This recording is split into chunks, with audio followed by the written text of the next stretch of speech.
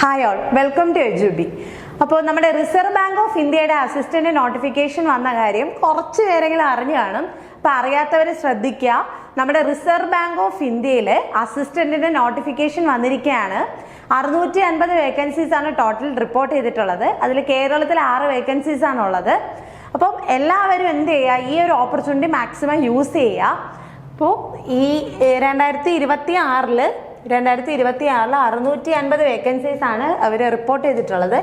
ഇതിന് മുന്നേ എക്സാം നടന്ന 2023 അതിനുശേഷം ഇപ്പോഴാണ് നോട്ടിഫിക്കേഷൻ വന്നിട്ടുള്ളത്. അപ്പോൾ ഈ ഒരു ഗോൾഡൻ ഓപ്പർച്യൂണിറ്റി ഞാൻ ഉറപ്പായിട്ടും ഗോൾഡൻ ഓപ്പർച്യൂണിറ്റി എന്ന് തന്നെ പറയും. കാരണം ബാങ്ക് എക്സാമിന് പ്രിപ്പയർ ചെയ്യുന്നവരെ സംബന്ധിച്ച് അൾട്ടിമേറ്റ് ആയിട്ട് കിട്ടാൻ പറ്റുന്ന ഏറ്റവും ബെസ്റ്റ് ഒരു ജോബാണ് RBI അസിസ്റ്റന്റിന്റെ ജോബ് എന്ന് പറയുന്നത്. അപ്പോൾ റിസർവ് ബാങ്കിലെ ഒരു ജോലി എന്ന് പറയുന്നത് തന്നെ അതിൻ്റെതായിട്ടുള്ള റെപ്യൂട്ടേഷനും ഉണ്ട്. അത്രത്തോളം സാലറി ഹൈക്കുള്ള ഒരു ജോലിയാണ്. സോ നിങ്ങൾ എന്ത് ചെയ്യുക, ഈ വേക്കൻസി കുറവാണ്. ഇപ്പൊ 6 വേക്കൻസി ആണ് ഉള്ളതെന്ന് ഞാൻ പറഞ്ഞു. പക്ഷെ വേക്കൻസി കുറവാന്ന് പറഞ്ഞിട്ട് ആരും അപ്ലൈ ചെയ്യാതിരിക്കരുത്. മാർച്ച് 8 വരെ നമുക്ക് അപ്ലൈ ചെയ്യേണ്ട ഡേറ്റ് ഉണ്ട്. മാർച്ച് 8 വരെ നമുക്ക് അപ്ലൈ ചെയ്യേണ്ട ഡേറ്റ് ഉണ്ട്. സോ മാർച്ച് 8 മുന്നേ തന്നെ എന്ത് ചെയ്യുക, നിങ്ങൾ അപ്ലൈ ചെയ്ത് വെക്കുക. 450 ആണ് ഫീസ് വരുന്നത് ജനറൽ OBC കാറ്റഗറിക്ക്. SC ST കാറ്റഗറിക്ക് 50 രൂപയാണ് ഫീസ് വരുന്നത്. നിങ്ങൾ ഉറപ്പായിട്ട് ഈ ഒരു എക്സാം അപ്ലൈ ചെയ്യുക. ഈ ഒരു എക്സാം എന്ന് പറയുന്നത് ഇപ്പോൾ നിങ്ങൾക്ക് ക്രാക്ക് ചെയ്യാൻ പറ്റില്ല എന്ന് നിങ്ങൾ മനസ്സിൽ തോന്നിയാലും നിങ്ങൾക്ക് ക്രാക്ക് ചെയ്യാൻ പറ്റുന്ന ഒരു എക്സാമാണ് RBIയുടെ എക്സാം എന്ന് പറയുന്നത്. ഓക്കെ, അപ്പോൾ ഇതിന് മെയിനായിട്ടും RBIയുടെ അസിസ്റ്റന്റ് 2 സ്റ്റെപ്പായിട്ടാണ് എക്സാം നടത്തുന്നത്. പ്രിലിംസും മെയിൻസും ആയിട്ട്. പ്രിലിംസ് 100 മാർക്കിനും മെയിൻസ് 200 മാർക്കിനുമാണ് നടത്തുന്നത്. ഇതിന് മുന്നേ വിളിച്ച 2023 പ്രിലിംസിന്റെ കട്ട് ഓഫ് നമുക്ക് ജസ്റ്റ് ഒന്ന് നോക്കാം.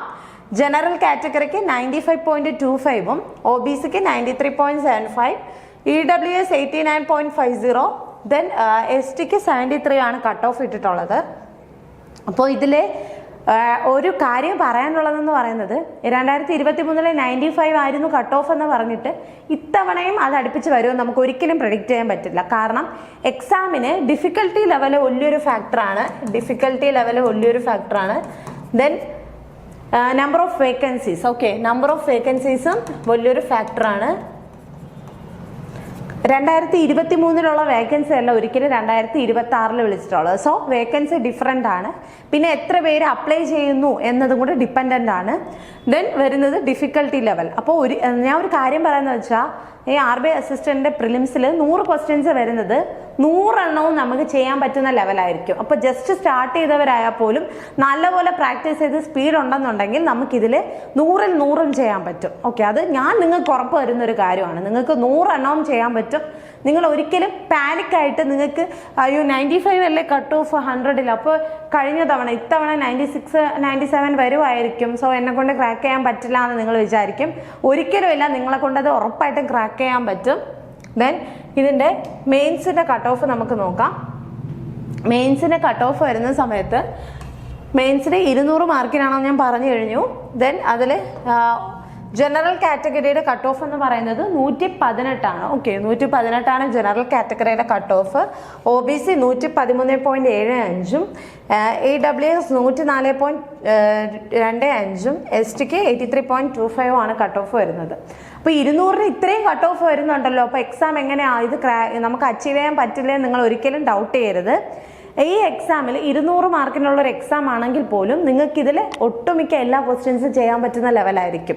അപ്പോൾ നിങ്ങൾ എന്ത് ചെയ്യുക, ഫസ്റ്റ് തന്നെ ഒരിക്കലും ഇപ്പം എക്സാം വരുന്നത് ഏപ്രിലാണ്. പ്രിലിംസിൻ്റെ എക്സാം ഏപ്രിലും മെയിൻസ് വരുന്നത് ഇമ്മീഡിയറ്റ് ആയിട്ടുള്ള നെക്സ്റ്റ് മന്ത് ആയിരിക്കും, മെയ്യിലായിരിക്കും വരുന്നത്. ഓക്കെ, അപ്പം നിങ്ങൾ ഒരിക്കലും ഏപ്രിലല്ലേ എക്സാം. ഇപ്പം നോട്ടിഫിക്കേഷനിൽ തന്നിട്ടുള്ള ഡേറ്റ് എന്ന് പറയുന്നത് April 11 അപ്പോൾ April 11 എക്സാം വരുന്നത്. April 1 മുതൽ നമുക്ക് പ്രിപ്പറേഷൻ സ്റ്റാർട്ട് ചെയ്താൽ മതിയല്ലോ, മോക്ക് എടുത്ത് തുടങ്ങാൻ മതിയല്ലോ എന്നൊക്കെ നിങ്ങൾ ചിന്തിക്കും. ഒരിക്കലും അങ്ങനെ ചെയ്യരുത്.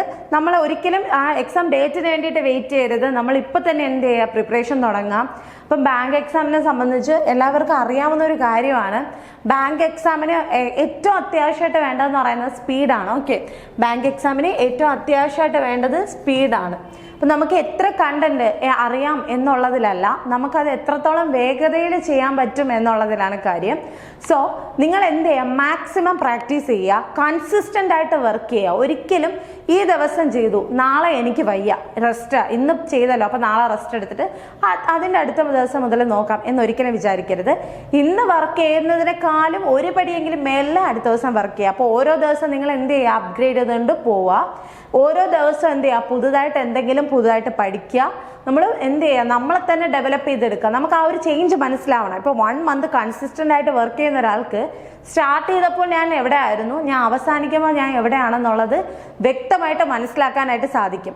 സ്റ്റാർട്ട് ചെയ്തപ്പോൾ ഞാൻ എവിടെ ആയിരുന്നു എന്നുള്ളത് നമ്മളെ സ്കോർ വെച്ച് നമുക്ക് അനലൈസ് ചെയ്യാൻ പറ്റും. നെക്സ്റ്റ് ഡേ നമുക്ക് എന്ത് ചെയ്യുക, അതിനേക്കാളും 1 മാർക്കെങ്കിലും കൂടുതലായിട്ട് വാങ്ങാൻ നോക്കുക. ദെൻ 1 മാർക്കെങ്കിലും കൂടുതലായിട്ട് വാങ്ങാൻ നോക്കുക. നമ്മൾ എന്ത് ചെയ്യുക, ഓരോ ദിവസം പുതിയ പുതിയ ടെക്നിക്കുകൾ പഠിക്കാൻ ശ്രമിക്കുക. നമുക്ക് എല്ലാം കൂടി ഒരുമിച്ച് പഠിക്കാൻ പറ്റത്തില്ല, നമ്മൾ മനുഷ്യന്മാരാണ്, ഒരിക്കലും കമ്പ്യൂട്ടർ ഒന്നുമല്ല. സോ നമുക്ക് എല്ലാം കൂടി ഒരുമിച്ച് നമ്മൾ തലയിൽ കയറ്റാനായിട്ട് പറ്റില്ല. നമ്മൾ എന്ത് ചെയ്യുക, ഓരോ ദിവസം കുഞ്ഞു കുഞ്ഞു കുറച്ച് കാര്യങ്ങൾ പുതുതായിട്ട് എന്ത് ചെയ്യുക, പഠിക്കാൻ ശ്രമിക്കുക.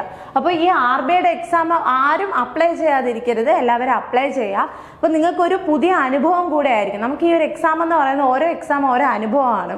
അപ്പോൾ നമുക്ക് കറക്റ്റ് ആയിട്ടുള്ള വേക്കൻസി വരുന്നതിന് മാത്രമേ ഞാൻ അപ്ലൈ ചെയ്യുള്ളൂ, കിട്ടാൻ സാധ്യതയുള്ളതിന് മാത്രമേ ഞാൻ അപ്ലൈ ചെയ്യുള്ളൂ എന്ന് ഒരിക്കലും വാശി പിടിക്കരുത്. നമുക്ക് ഓരോ എക്സാമും നമുക്ക് പുതിയ അറിവുകൾ തന്നുകൊണ്ടിരിക്കും. അപ്പോൾ നിങ്ങൾ എന്ത് ചെയ്യുക, മാക്സിമം ഓപ്പർച്യൂണിറ്റി എന്ത് ചെയ്യുക, യൂട്ടിലൈസ് ചെയ്യുക. ഓക്കെ, അപ്പോൾ ഈ RBIയുടെ എക്സാം മാർച്ച് 8 വരെ ഡേറ്റ് ഉണ്ട്. നിങ്ങൾ ഉടനെ തന്നെ അപ്ലൈ ചെയ്തിട്ട് എക്സാമിന് വേണ്ടിയിട്ട് പ്രിപ്പറേഷൻ തുടങ്ങുക. എല്ലാവർക്കും all the best. Thank you.